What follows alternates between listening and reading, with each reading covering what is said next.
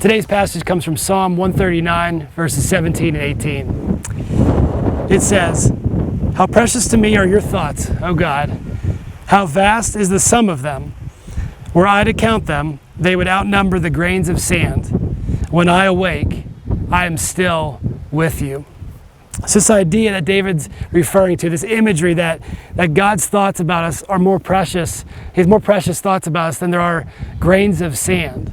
And really what he's saying is that we can't fully comprehend, right? We can't count the amount of sand, the grains of sand on this earth, right? Even in my hand, it'd be impossible to count all the grains of sand. And yet God has that many precious thoughts about his children, right? If we are in Christ, that is our identity as a child of God. And while reading this passage, I think it really teaches us not really about how great we are, but about how great God is and about how loving God is. You know, King David, he had some very glaring sins, even as he was trying to follow God.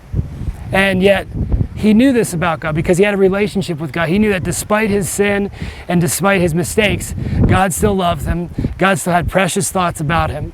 So find your identity as a child of God. Don't compare yourself to others. Don't allow yourself to be defined by your mistakes. But if you're in Christ, know that God has more precious thoughts about you than there are grains of sand.